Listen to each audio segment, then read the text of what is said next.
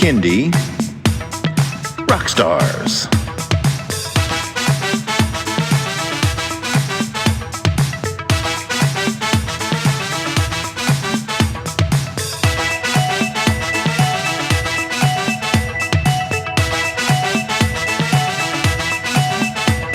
Prepare for a treat, let's meet and greet some bands and singers that are super sweet, making music that's fun for boys and girls. Help them learn about this great big world. Fun for the family, yes it's true, your kids will love it and you will too. Clap and dance and sing aloud, become a part of the Kindie crowd. These songs will make you move your feet and give your ears a great big treat. So settle in, grab your guitars, and let's get to know our Kindie Rockstars.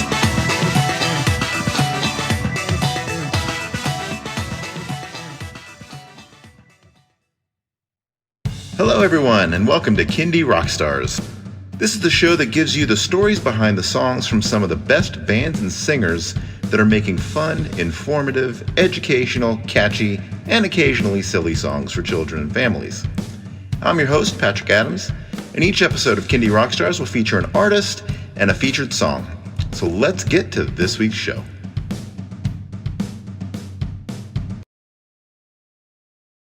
Welcome to the Kindie Rockstars podcast. With me tonight is Cory Cullinan, better known as Dr. Noize. Welcome to the show. Thank you. Thank you for having me. You got it. All right. Well, let's get into your background. How did you get into Kindie music? I like to hang out with people of my maturity level.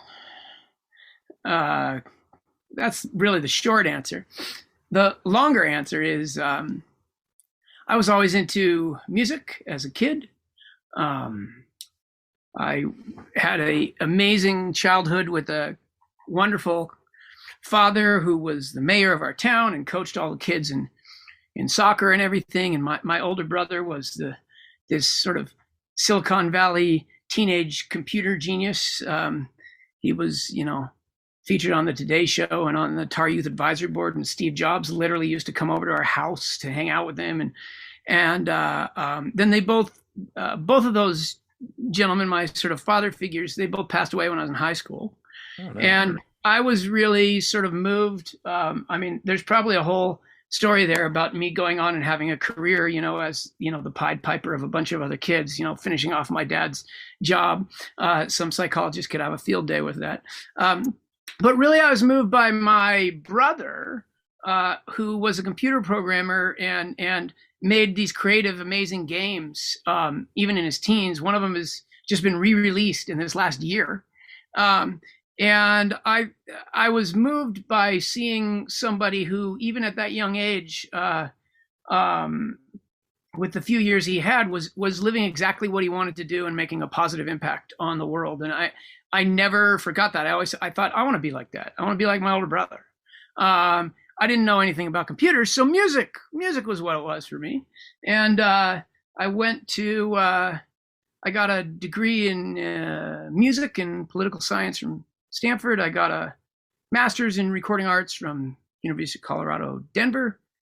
And then I was an unsuccessful adult musician. Although I had a couple songs in a couple movies and things like that, but nothing sustainable enough for me to call it a, every year career. So I ended up as a high school music teacher and soccer coach. I played soccer in college, and then I ended up somehow they made me the department head of the arts, communication, and technology department there. And I did that for 5 years and I loved it. And then my first child was born. I married my college sweetheart. And soon after that, I started taking my kids, my two kids, they're 2 years apart, to kids shows. And we kept going to these shows by this guy in the Bay Area who's a wonderful guy and still a friend of mine named Andy Z. And we would take the kids to his shows and they loved it. And I was looking around and I was thinking, wow, this looks fun, right? And so I started doing some songs with my kids. I heard Pierce on your show talking about sort of the same thing. I just started messing around with songs, doing songs for my kids, funny songs, the banana song, whatever. And ended up recording an album, and somehow with a lot of help from some people like Andy, who gave me some guidance on these things. I had a fair amount of experience in music production already, which we can go into or not go into, but I'd done a fair amount of professional work and documentary soundtracks and recordings and things like that. And so anyways, I recorded, and somehow this Banana song became this big hit, and all of a sudden people started calling me up and saying, yeah, do you play shows? And I didn't, but of course, this is part of the musician's entrepreneurial creed. Of course, I said, yes, right? And then you get off the phone, and your wife says, who was that? Well, somebody asked me if I can, play a show in Utah, right? You didn't say yes, right? Yeah, I said yes. So then I had to get a show together. And I didn't have a band, but I played a bunch of instruments, and I used this program called Ableton Live, which does a lot of, you can loop record with it. Yep. So I sort of developed this show in a couple of months, which was basically a one-man band show. But I get the kids up, and they add their own solos and their own vocals to the loop and stuff like that. And, some of the songs are just me playing guitar, and some of them are a huge, giant looping affair. And within a year, I was no longer a high school teacher, and I was Dr. Noize. And that was, I guess, 2006 or something. I can't remember because I'm very old, so I can't remember these numbers anymore. And then I was Dr. Noize full-time for a long time. Now I run the recording arts department at Regis University in Colorado, and I own a recording studio here. And I do a lot of musical theater commissions, mostly for kids. I teach it a little bit at Stanford in the summer, and I teach at CU Denver too. So now I'm sort of half and half. I've found this lovely balance where I get to play shows for younger kids, the people of my maturity level, and I get to teach, 18 to 28-year-olds and be a part of a intellectual community of my college teaching peers. So anyways, that's the long version of how I got into this and where I am now. That is a lot to unpack, a lot of interesting stuff. I want to take you back to your first album, though. Yeah. When you were piecing all that together, you said you knew the production side by that point? Yeah, I'd done a lot of, I released an album as Cory Cullinan called My Oyster, and it was it was like a sort of art rock, progressive rock album for adults. It got a lot of critical acclaim, and nobody bought it. But it ended up having, it had this song that, long story short is a song sort of based on that ended up in this movie called Spy Game with Brad Pitt and Robert Redford and a couple other movies. And I remember that movie. Okay, yeah. So when they're sitting in the bar in Berlin and there's a song playing in the background for a couple minutes, that's me. I still get paid for that every 3 months. I wish I had more songs in Brad Pitt movies. But so I had done that, and I was a documentary film composer. I did a lot of different, everything from Sundance Films to U.S. military training videos and everything in between. And I worked after I graduated. I worked at the Stanford Electronic Music Department, where I still teach in the summers a bit. So I did a lot. I had access. I was able to leech off of a really good studio, is what I'm trying to tell you. Before I had this nice studio you see behind me of my own. And so yeah, I had a fair amount of production experience, more experience than most schmucks my age at 25 or 26 would have. That's very cool. So at that point in time, and then this was around 2006 that you did that? No. Oh, the first album. Yeah, the first album was, I think it was 2006 or 7 or 8 or something like that. And then it was re-released in 2010, where I had a little more success and a little more money. So I went back and added real drums and, stuff like that to it. But yes, the first iteration of that album was released. I should know this. It was somewhere between 2006 and 7. That's what I think. We were still with CDs back then, right? Oh yeah, there was no streaming or anything. Yeah, hey, you're talking to a guy who had 8-track tapes when I was a kid. I had Liza Minnelli and the story of Star Wars and the Beatles. I had the Beatles on record. But anyways. Yeah, no, I think you and I might be from that same era. My first memories of music was an 8-track of Funky Town by Lips Inc. Still love that song to this day. Yeah. and then a cassette that had ELO's song Twilight, which I loved. Yeah. So those, I lived overseas at the time. Our family was in Saudi Arabia. Oh, wow. Getting quality recordings was hard to come by there. So it was, I'm not sure if it was pirated or not, but anyway, my kids. Oh, sorry to interrupt you. Oh, no, I was going to say that was my first memorable experience, but my first song that I ever loved, and I still remember listening to this song as a kid, was the No song by Ringo Starr. That was that was my kids' music. You know, my kids' music was the Beatles as well, because my parents basically listened to classical music and the Beatles. So they were sort of, beautiful snobs. And so all the rock and roll albums we had are the Beatles. And I mean, if you got to have albums by one band, that's a great band to have albums by, because everything from the production to the songwriting.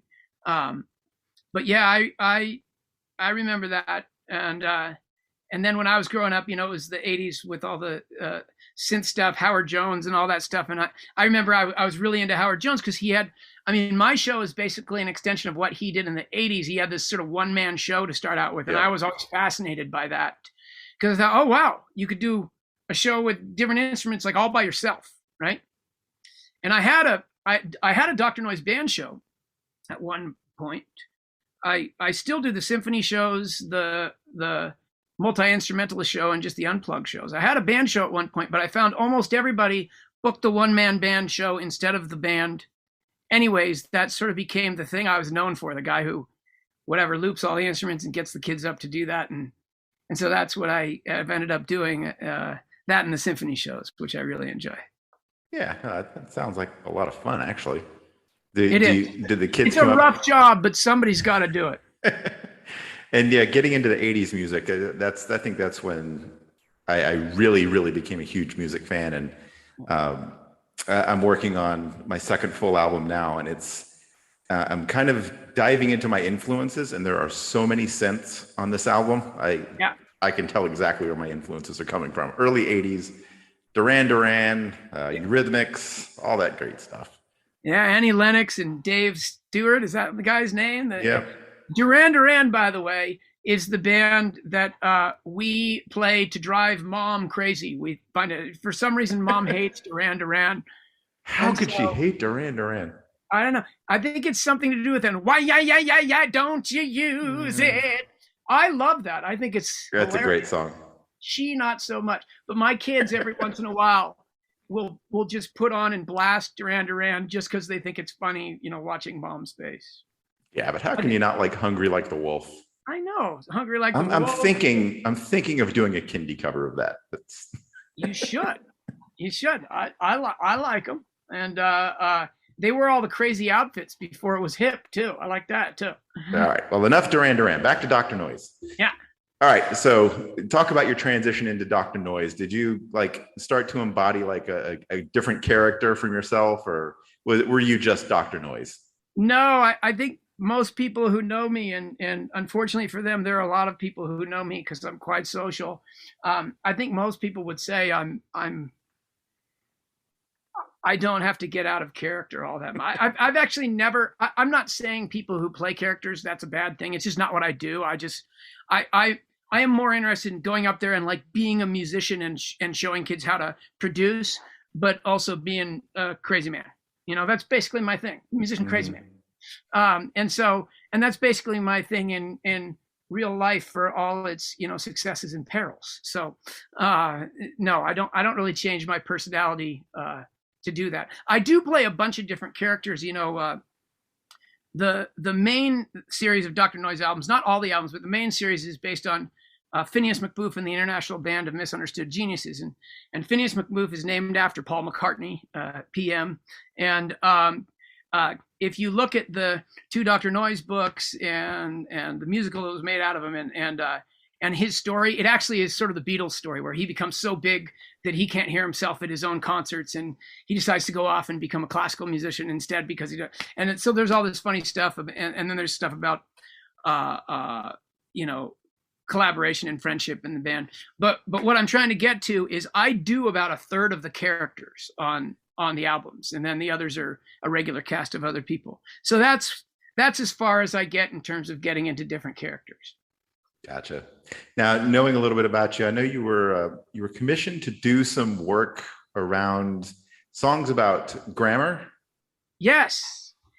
Oh, yeah. So this was. I've had a lot of sort of fortuitous things happen with Dr. Noize. I've had my hand in a lot of pots, and one of them was the Grammaropolis band commissioned me to do an album called Grammaropolis. Actually, what they first did is they commissioned me to do one song called Welcome to Grammaropolis, which was supposed to introduce all of the types of words, nouns, verbs, whatever, in one song, right? And so it's this big, fast, pitter-patter song. And I was on so the owner of the Grammaropolis brand is my former high school teaching colleague at Pinewood School in Los Altos Hills, California. I was actually his department head at one point. And so we knew each other, and now we both had these other careers, and he wanted to do this song about grammar, and I was on tour at the time. And so actually we have this joke. If you look at the credits for the song, it says, so Welcome to Grammaropolis. The song was written and recorded in 1 week, and it says it was recorded at Hampton Inn Studios. And that was the little joke, because children's musicians, we don't stay at the Ritz-Carlton, we stay at the Hampton Inn, right? So I was going from place to place, and one of the nice things about having this mobile loop recording rig is it's actually also a recording studio. So I actually recorded this song. It ended up being whatever, a top 10 song on Sirius XM or whatever, and it was recorded in hotels, written and recorded over a couple days. And so they liked that, so they said, hey, let's do a whole album. And we did the same concept. So they commissioned me to do this album, and we did one song a week. We wrote it, recorded it, whatever. I'd send stuff. Court, who owns the brand, would listen to it, go, I like this, I don't like this, and we go back and forth. And we gave ourselves a week to do every track. And that was fun. And what was also fun, maybe are you going into Noun Town from that album? Yeah, that'll be one of the songs. Yeah, so like Noun Town, for example, I'm everything except my wife has a few spoken lines, female lines, but every other instrument I play. And it's sort of like that album was sort of like the live shows are. It's sort of a one-man band thing to some degree. Even the horn section on Noun Town, it sounds like a big horn section, but it's actually just me on tenor sax, alto sax, and just doubling a bunch of stuff. And so that was fun. That was a really fun album. And it ended up, that album has become a musical that schools can perform.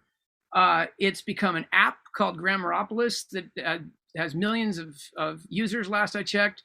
And we did something like 11 or 12 animated videos off of it. And so it's been a really fun project that just sort of, ballooned, which was fun. It's a solid mix of fun and educational. I had a blast listening to some of those. Like, this is so clever. Well, it was fun, and it was funny because Court would give me. Court and I are both education nerds, right? Some people like us for that, and some people don't. We throw an awful lot of stuff into every song, right? And he would give me he'd say, okay, here's the noun song, and he'd give me like 2 pages of stuff about nouns. He wants me to put in the song, and I'm like, really, you want all that stuff? He's like, all that stuff. That's the challenge, right? And I said, okay. So, anyways, it made it kind of fun. Awesome. All right. Well, I think this is a good time to segue into our album feature, which is what this episode is all about. And the album is an upcoming one, retrospective called Positive Energy, the Songs of Dr. Noize. So we're going to feature 5 songs from that album. I think 1 or 2 might be from that Grammar album. But we'll kick it off with the title track, Positive Energy. So what is Positive Energy? Yep. Yeah, what's the story and inspiration behind this song? So Positive Energy, it's interesting. This is actually the second iteration of this song. I was invited by 3 amazing musicians to join a collaborative quartet group over coronavirus, whose express purpose is to sort of shed light on international sustainability and environmental issues for families. Anybody who knows me knows that's near and dear to my heart. I only drive electric cars and blah, blah, blah, all that stuff. So those musicians were Conscience the MC, a rapper from DC, Ricky Cage, who is a amazing musician from India. He's actually a Grammy winner. He's a he's a nominee this year for his album with Stuart Copeland of the Police. And Lonnie Park, a good old country boy from New York, who's an amazing producer. And so we each wrote, 3 or 4 songs, and then we all agreed to contribute and collaborate and play on each other's songs, and it was really, really fun. I was the last one to join this band. The fellas called me, and I was really excited. I'd known Ricky a bit before because he had liked the Phineas McBoo Crashes the Symphony album, and he'd sent me this big long thing. This musician who clearly had listened to the whole 2.5-hour 2-act musical. And, he said, I really like this and we're going to work together someday. This was like 5 years ago. And, people say that all the time. And I was like, yeah, great. Thank you. Right. Whatever. And sure enough, they called and they wanted to do this. And so Positive Energy is a song about what it implies. It's about positive energy. And Conscience wrote some rap. The original version was on a Dr. Noize album before that had everybody from, Joni Leeds and Lucy Kalantari and there were like 25 musicians on there, Marcia and the Positrons and all sorts of different people. And it was more environmentally focused. And then it had this whole thing between Skidoo and my daughter in the middle, this whole funny environmental dog. But that's all gone from this track. This track is just about positive energy. And it's pretty exciting. It was played at the UNICEF World Children's Concert this year, which was really fun. So That's anyways. Amazing. All right, well, let's listen to it. Here is Positive Energy by Dr. Noize. All right, everybody, hop right on the Positive Energy Machine.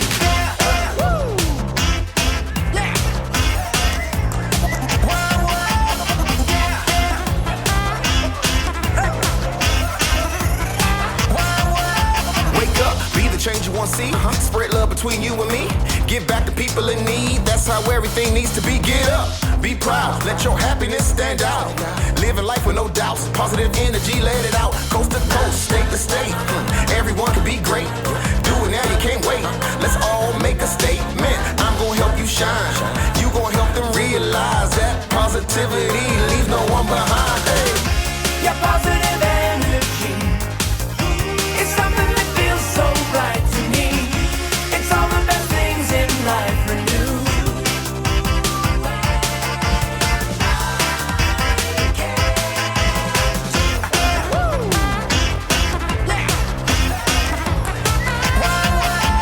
P is for powerful, O is for outstanding, S is for the smile that you give when you're passing, I is for intelligence, T is for terrific, I is for the insight that you give when you live it, V stands for volume, turn up your voice, E is for everyone, we all got a choice. I'm gonna help you shine, you gonna help them realize that positivity leaves no one behind. Hey.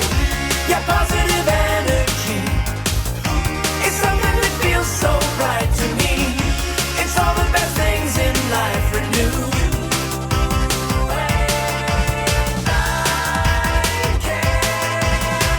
Positive energy, only way it can be.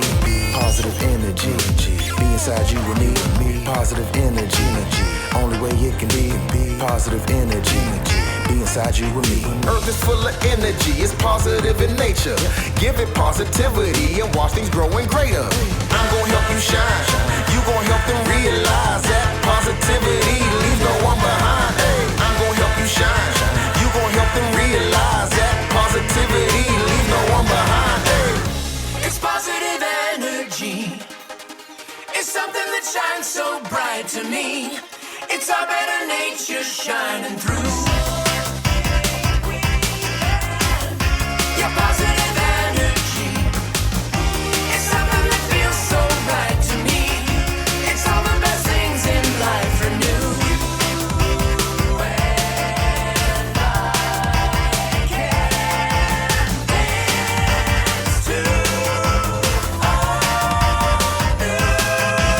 I'm gonna help you shine, you gonna help them realize that positivity leaves no one behind. Hey, I'm gonna help you shine, you gonna help them realize that positivity leaves no one behind. Hey. Yeah.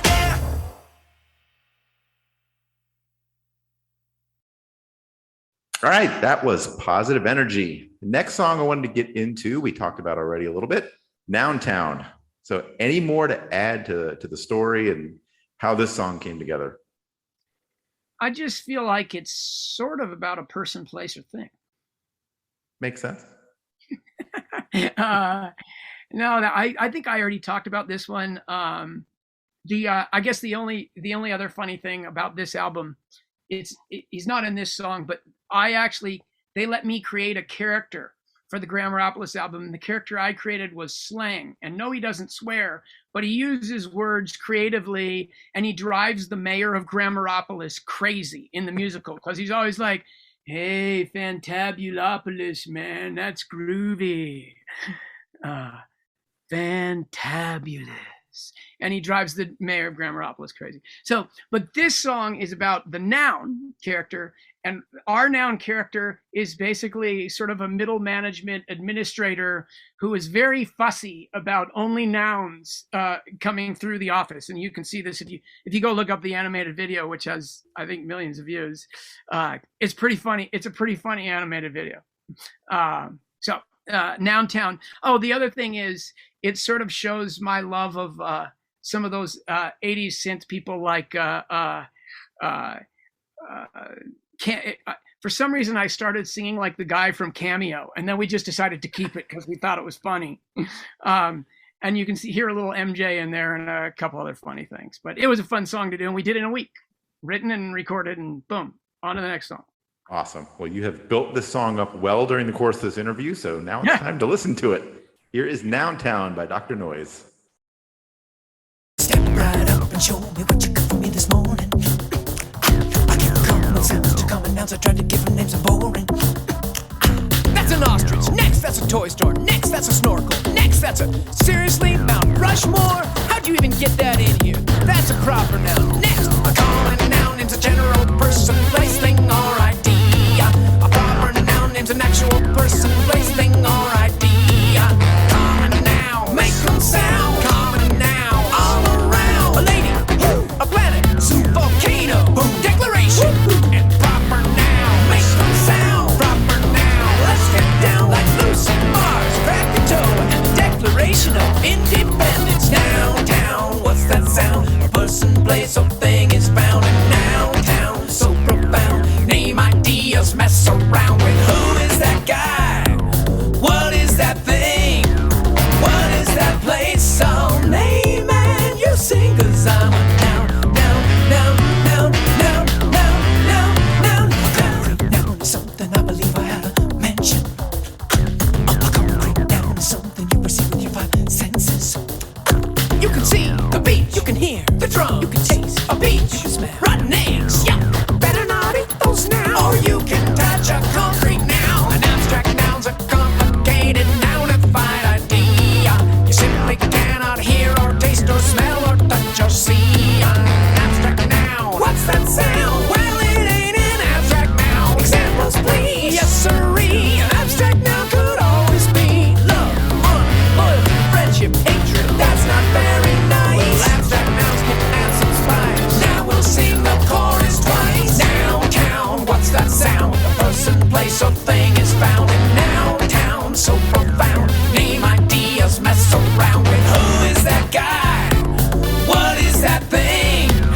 What is that place? So name and you sing, 'cause I'm a noun, noun, noun, noun, noun, noun, noun, noun, noun, noun, noun, noun, noun, noun, noun. Hippos, humans, monsters, monkeys, ferrets, frogs, and nouns. Dr. Noize and joy and Grammaropolis and clowns. Baseball bats and alley cats with fleas and gnats and nouns. Curiosity and virtuosity and nouns. I'll tell you my fame, I'll give you a name, 'cause I'm a noun, noun, noun, noun, noun. I'm the big man in town. Are you a lonely noun, looking to mix it up with other nouns? Compound nouns are fun to make it clear stormy weather. You take more than one noun and you simply smash them all together. Like a knucklehead, check, or a shortcake, yeah, or an eggplant, yeah, or a bellyache, or a belly flop, windshield, football, Iron Man, jack-o'-lantern, horseshoe, grasshopper, suntan. Collective nouns are groups of things I'll help you understand. A family or assembly or Dr. Noize's band. A fly A pot of whales beside a school of sharks is our pride of lions chasing on Maria of aardvark. Aardvark, serious that is. I saw him in the dark on a walk in the park. Come back down now, all around. Compound now. Now let's get down in Noun Town. What's that sound? A person, place, or thing is found in Noun Town. So profound, name ideas, mess around with who is that guy? What is that thing? What is that place? So name and you sing the song of Noun, Noun, Noun, Noun, Noun, Noun, Noun, Noun, Noun, Noun, Noun, Noun, Noun, Noun, Nouns. And I know you enjoyed Noun Town. Now it's time to get into another grammar-based song, Exclaim. So tell us a little bit about this one. So Exclaim is actually off of the sequel album to Grammaropolis. The symphony album came out in between, but we had a fair amount of success with the Grammaropolis album, so they came back and they said, now we want to write a musical and do an album about punctuation. So there's, officer period and detective question mark, and we created characters that sort of apply to each punctuation mark. And so a lot of times when I write, I usually write in my head, and I don't usually sit down to record until it's all done. So while everybody else is looking at their phones in a line at Costco or whatever, I'm usually twiddling around with a song in my head. And so a lot of the songs sort of come organically where the instrumentation sort of flows from whatever it's about. So this song is all my voice. Everything in it, even the percussion, is my voice. And the idea behind that was that when you explain something, she's like, whoa, oh, ouch, whoa, awesome, right? And so it sort of implies a excited vocalism. I'm not sure if vocalism is a word, but it is now. It is now. Yeah, exactly. That slang says it's a word. Slang says it's a word. So this one, this was off the sequel to that. And like the Grammaropolis album, we did every track in a week on this one. We wrote and recorded every track in a week. And this one has a really funny 70s-ish animated video. Yeah, there is so much to love about this song. And I want to tell this story about it because kind of cracks me up. You and I were having a conversation over chat, and we were talking for some reason about the Bee Gees. And because they're great. Yeah. And you said you had a voice like Barry Gibb. I'm like, oh, come on. I don't believe that. And then you told me to go listen to this song. And I was listening to the song. I'm like, well, he does. It's like, okay, you got me on that one. And the song was so much fun, and the video is a blast. And I became a huge fan at that point. Oh, well, thank you. Well, here's what I learned from the Bee Gees. To sing those high parts, you got to wear the really tight pants when you perform and record them. And if you watch their videos, they do that, baby. They do it. Absolutely. All right, let's check this one out. Here is Exclaim by Dr. Noize. Exclaim. Sometimes things are more than just a statement. Right. Sometimes things are more than mere command. That's when things become an exclamation. Yeah. Add that oomph and they will understand. 'Cause when you got a thought, you ought to proclaim. Exclaim. Exclaim. Yeah. Exclaim. Exclaim. It's like me, don't be tame. Use me after a strong interjection. Up above that dot, you draw the line. Register your joy or your objection. Use me in the battle of a good time. 'Cause when you got a thought, you ought to proclaim. Exclaim. Exclaim.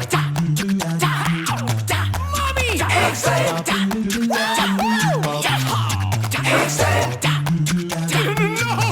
Oh yeah. It's like me, don't be tame. 'Cause when a statement's not enough, and when a question's looking tough, and when a comma's just a bluff, you gotta bring some rougher stuff. You gotta sing it out loud and make your punctuation proud. And while you're gathering up a crowd, go tell them what that's all about. Cause when you really gotta learn that theme, Exclaim, Exclaim,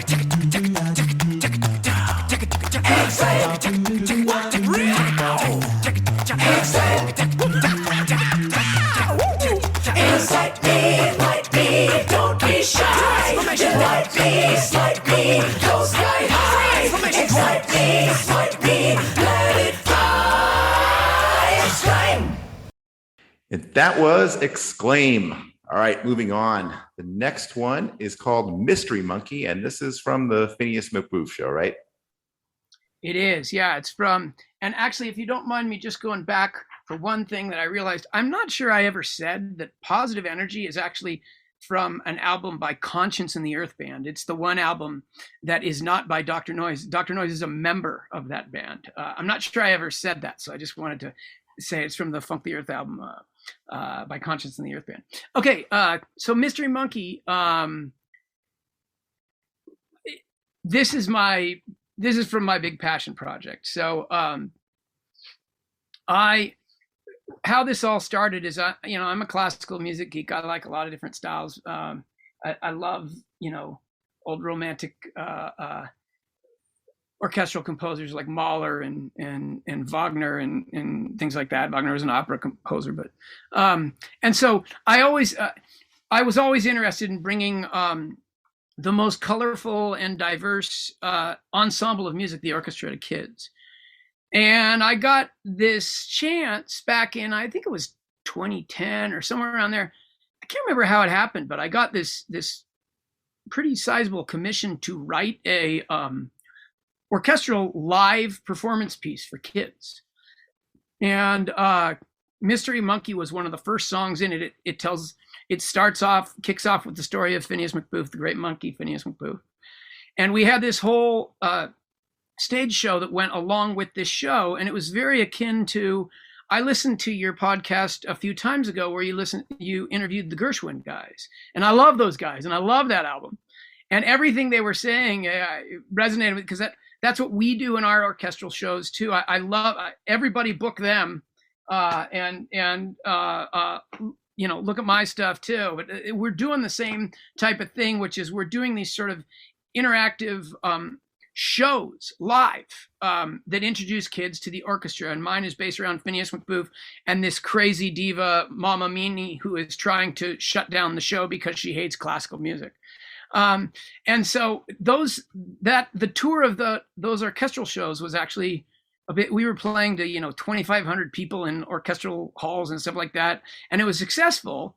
And so we decided to make a album out of it, which became a 2-act musical, raised like $120,000, half of it on Kickstarter, half of it off, hired one of the greatest orchestras in the world, the City of Prague Philharmonic, which was amazing. I got to score hours of music for the City of Prague Philharmonic. And we already had a big Grammy-winning opera star, Nathan Gunn, who was one of our regular characters. And we got another one, Isabel Leonard. Go look her up. Anybody listening, she's this amazing talent, and she plays our bad guy. And so we had this amazing, and then the whole Dr. Noize cast. And so basically the album introduces kids to the orchestra, and over the course of this story, and you'll hear from this track that it's this very dramatic story, but over the course of the story, you learn the music history periods of classical music. You learn orchestration. You learn about every instrument. You learn song structure, both popular song structure and sonata form through Beethoven's Fifth, and all this stuff. So anyways, this is the opening, actually the second track from it. From Phineas McBooth Crashes the Symphony. It starts off with my daughter, who was only 13 at the time, singing her lungs out, and then it moves to me and the rest of the cast. So this is Mystery Monkey. Awesome. Let's play it. Here it is, Mystery Monkey by Dr. Noize. There once was a monkey named Phineas McBooth, and when he performed, people went through the roof. He was so fantastic.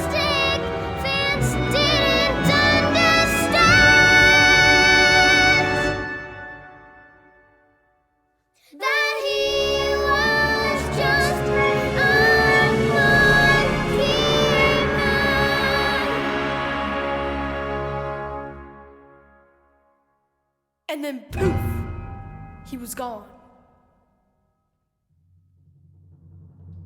Hit it, Doc. McBoofy was the maestro of a monkey. McBoof the monkey started up a band of misunderstood geniuses of every shape and kind. They traveled and they toured from land to land. But gradually the crowds became unwieldy. Eventually the crowds became too loud. So Phineas, he snuck away and left his band behind. Have you seen him out on a limb? Have you seen a monkey anywhere? No, but he's the chimp that every chump here wants to find. Clear out the waters on our houses. We found a place we truly belong. Everywhere we go, we simply cannot help but ask. Have you seen a monkey singing songs? Sometimes we hear a whisper of a rumor. Sometimes we find a clue, but then it's wrong. Until one day we have to say our search for him is done. He'll always be A mystery. exasperation, inspiration, all in one. He's a mystery box. Listen.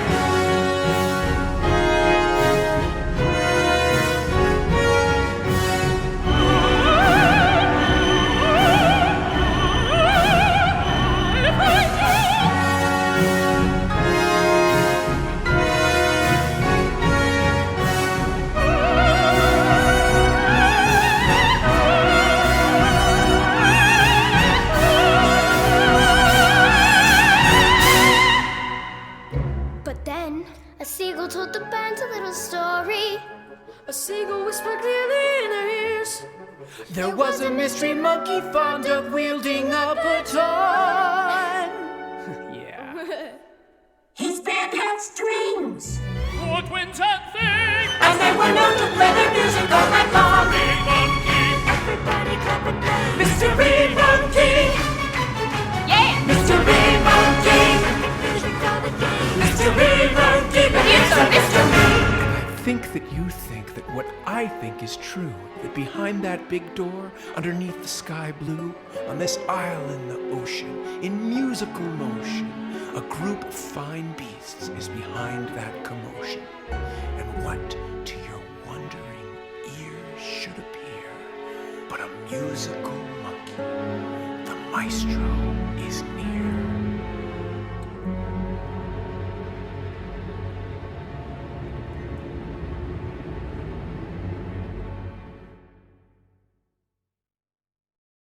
All right, our last song here in this album feature is one of your newer ones. It's called I'm Listening. It's a bit of a different kind of song for Dr. Noize. Yeah, I mean, if you listen to any Dr. Noize album, a lot of people would argue that a lot of the songs are different. You either like that or you don't. But I think kids are the most creative audience in the world, so I think they're up for a guitar jam song followed by an orchestral song followed by this. This is actually this is going to sound much more hoity-toity and exciting than it actually is, but this is actually the world premiere of this song. I've never played this song for anybody before. This was recorded very recently. It's a duet that was written, performed, and recorded by me and wonderful kids musician many of your listeners probably know of, named Justin Roberts. And it's all piano and our voices. The piano is the piano upstairs in my living room. It's me and Justin singing, and my daughter Riley comes in at the end, and it's called I'm Listening. And the interesting thing about this song is we wrote it after literally a 4-hour conversation. It was actually two 2-hour conversations where we were sort of debating and discussing and at times disagreeing on a subject that a lot of musicians have been talking, or a range of subjects that a lot of musicians have been talking about these days. And I'm not going to bother with the details of that subject because the details actually don't matter. And that was the point. The point was that what mattered as we discussed and listened to each other is that ultimately we were actually just as interested in listening to each other as we were in expressing ourselves to each other. And that's something that musicians ironically sometimes don't do because we're used to performing and just, getting people to listen to us. And I do think in culture, more and more, we're more excited about talking than we are about listening. And so, but the truth is, to be both a good musician and a good person in society, you need to be able to empathize and listen. So, what we both realized after discussing this thing for a long time is that actually we basically were interested in the same thing, and we were just had different backgrounds, and we're just approaching it from different ways. And I actually found myself very much enlightened by actually listening to him, and vice versa. And so we wrote a song called "I'm Listening." And I guess a few other things about this song. Justin and I both learned in our conversation we both love Stephen Sondheim, and Sondheim just happened to die right as we were doing this song, so it became sort of almost a tribute. It sounds, those of you who know, it sounds sort of like a Sondheim song, including at the end, my daughter Riley comes in and she sings about how she's the child, right? And she's listening to what we're saying too. And so it's important to think about what you're saying, because children are listening, and anybody who knows Sondheim knows that's a direct reference to a famous song in Sondheim's Into the Woods.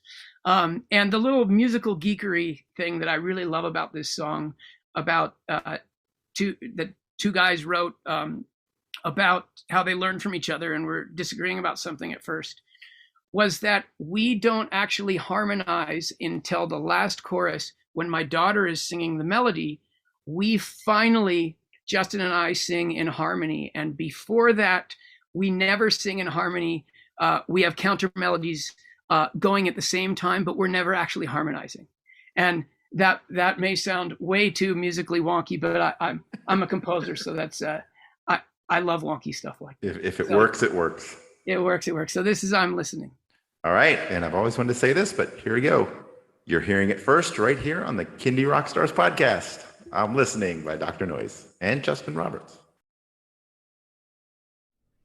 I was thinking my own thoughts, and you were thinking your own thoughts, and we were talking quite a lot, and no one heard a thing.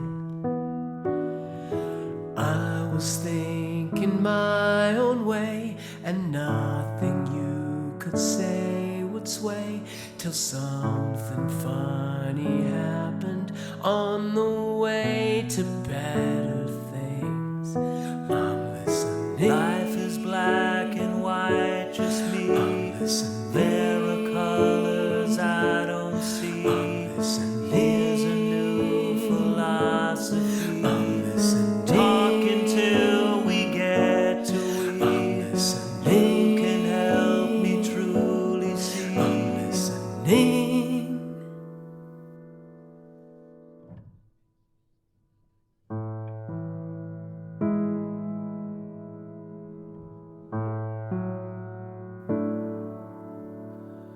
You were thinking your own thoughts, and I was thinking my own thoughts, and we were like two ships so lost out on the darkened sea. I shot out a warning flare, you threw a rope into midair. We both felt so much better there, seeing you and seeing me. I'm listening. Life is black and white, just me. I'm listening. There are colors I don't see. I'm listening. Here's a new philosophy. I'm listening. Talk until we get to we. I'm listening. You can help me truly see. I'm listening. I'm thinking on my own. I like my life alone. But then you're alone.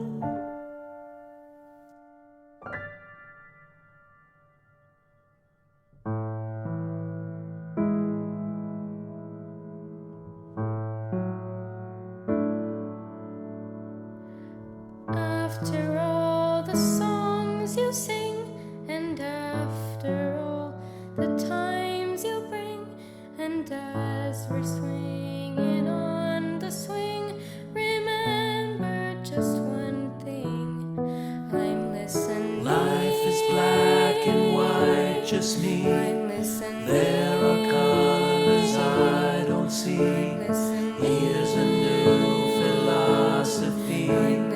Talk until we get to we. You can help me truly see.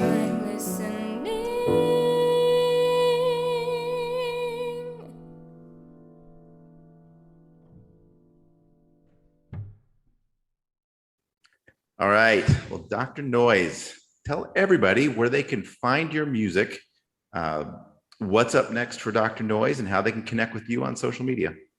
Well, I think you can mostly find it in the trash can. Most people listen to the CD and then throw it away after the first. You can get. I should have a better answer to this. I'm that classic musical entrepreneur who's more interested in the production of stuff than actually how all the business stuff works. I'm pretty good at it, but basically you can hear it on all the normal streaming things: iTunes, Spotify, grandma's CD player, if you buy a CD. And I do still have CDs of every album. That's what I sell at the shows. I still sell CDs at the shows. But yeah, you can get it pretty much anywhere. And I will tell you the other thing, in COVID, if you go to drnoize.com, it's noiz.com. During COVID, I made all the albums free. So there were a bunch of kids at home. So you can go online and right at the website and stream all the albums for free. And I said that was just going to be a COVID thing, but honestly, it's just going to stay that way. There's a whole lot of social reasons why I think it's awesome to have kids whose parents can't buy 5 CDs or download 5 albums to do it.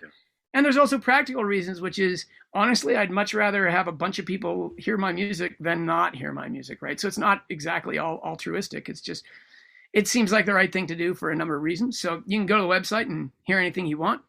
There's a ton of animated and live videos that you can find. They're all on the website, but you can find them other places too. And you can go to live shows. Live shows are always really fun, right? I tour around the country. They sound like fun. Take your kids to these. Get them up there and have them doing some loops with Dr. Noize. Yes, I tend to scare venues by having too many kids on stage. So. All right, and be on the lookout for the retrospective album, Positive Energy, the Songs of Dr. Noize. And you have had a fascinating career. It's been absolute delight talking to you. And thank you so much for coming on the show. Thank you. If you don't mind, you were asking me at the break, you're right. The retrospective album is coming up at I don't know when, end of the year, or maybe start of next year. And then I'm going to do one more Dr. Noize album. I have one more storyline I want to finish. And the other thing I just wanted to throw out there that's fun is I do a lot of musical theater commissions, and I've been commissioned for a modernized version of Sleeping Beauty, which, if you've seen Sleeping Beauty, you know desperately needs a modernization. And that's going to premiere in 2024 at Palo Alto Children's Theater. And I'm really excited about that one. It's we've changed the plot considerably, and I won't go into any more than that, but the first half of it, you think you're seeing what you've seen before, and then in the second half, you realize nothing is as it seems, and it's going to be quite fun. So, very cool. All right, we'll be out there looking forward to that. Thank you so much for coming on the show. Hope to talk to you again soon. Thank you for having me. It's been delightful.